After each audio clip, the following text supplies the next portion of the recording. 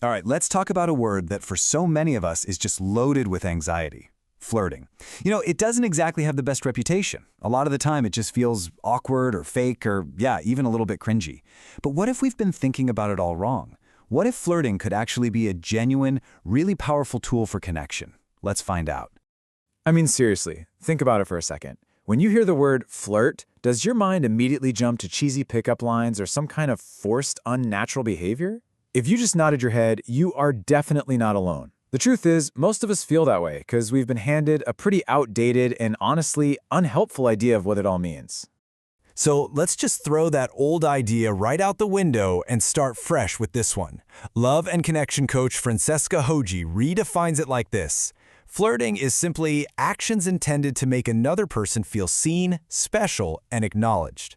This right here, this is our new foundation. It's not about being slick or manipulative. It's about creating a real moment of human connection. And trust me, that simple shift in thinking is a total game changer.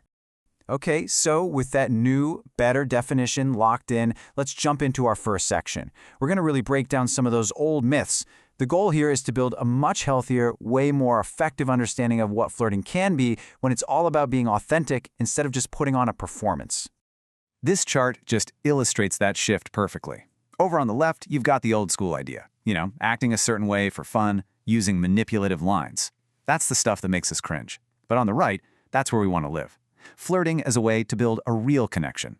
Something that's a learnable skill, not some magic talent you're born with. And this is huge. It's a superpower even introverts can master. Because it's about being genuinely curious, not about being the loudest person in the room. So before you even say a single word, it all starts with your mindset. And there are really just two pillars here. Presence and enthusiasm. Presence is simple, but it's everything. It means putting your phone down, looking up, and actually being there in the moment with the person in front of you. And enthusiasm? That's about deciding you're going to be the kind of person who leaves people feeling better for having met you. Your goal is to bring a positive energy that makes others smile.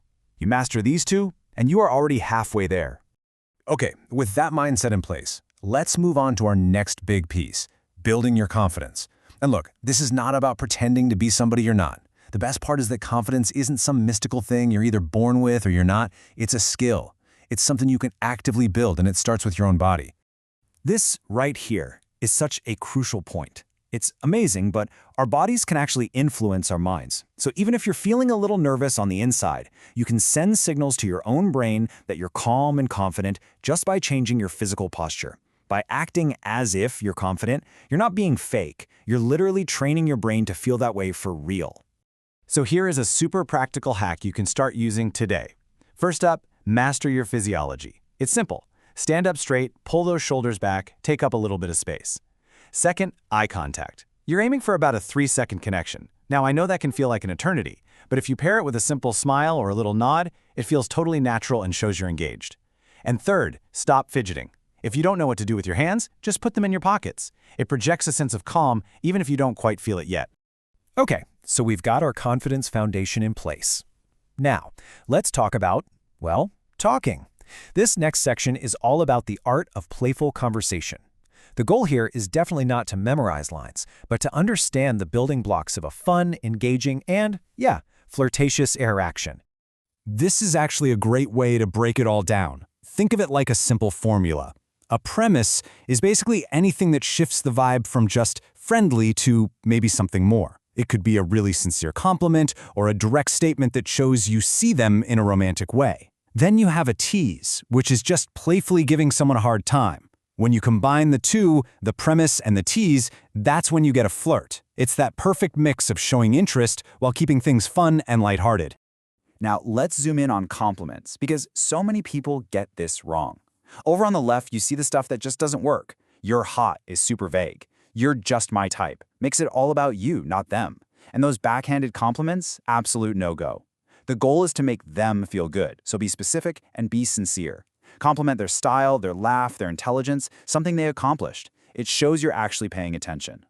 Okay, teasing is a powerful tool, but there is a very, very fine line between playful and just plain mean. Playful teasing is all about poking fun at something temporary or situational, and it is always delivered with a smile. The example here, nice top, did you steal it from your ex, is great because it's a little cheeky and it's obviously a joke. Mean-spirited insults, on the other hand, attack things a person can't change. You always want to stay on the playful side. Humor is fantastic for building rapport, right? But it can be overdone. If you're just constantly cracking jokes, it can feel like you're trying a little too hard. So, a really good guideline is the rule of 3 funnies. Just aim for about 3 light, funny moments in a conversation. Maybe one near the beginning, one in the middle, and one at the end. This keeps the whole interaction positive without you having to turn it into your own personal stand-up comedy routine. So now that we've covered the verbal toolkit, let's get into some of the more subtle stuff. You know, the things that happen beyond the actual words. This is where we dig into nonverbal cues and some slightly more advanced techniques for creating that sense of connection and intrigue. Okay, appropriate, respectful touch can be one of the most powerful ways to build attraction because it breaks that platonic barrier. And we're not talking about anything creepy here. It's got to be light and playful, like a quick touch on the arm when you're both laughing, or a little elbow knock as you're teasing them. And here's the most crucial part. You always have to gauge their reaction. If they seem cool with it, great. If they pull away even slightly, you back off immediately. Respect is completely non-negotiable. All right, here's a slightly more advanced concept. It's called push-pull. This is where you combine a positive statement, like a compliment, with a negative one, like a tease. So, for example, you could say something like, "You know, you're actually really smart for an accountant."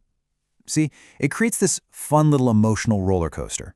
It lets you compliment them without putting them on a pedestal, which keeps the dynamic a lot more balanced and interesting. Another really powerful technique is called disqualification.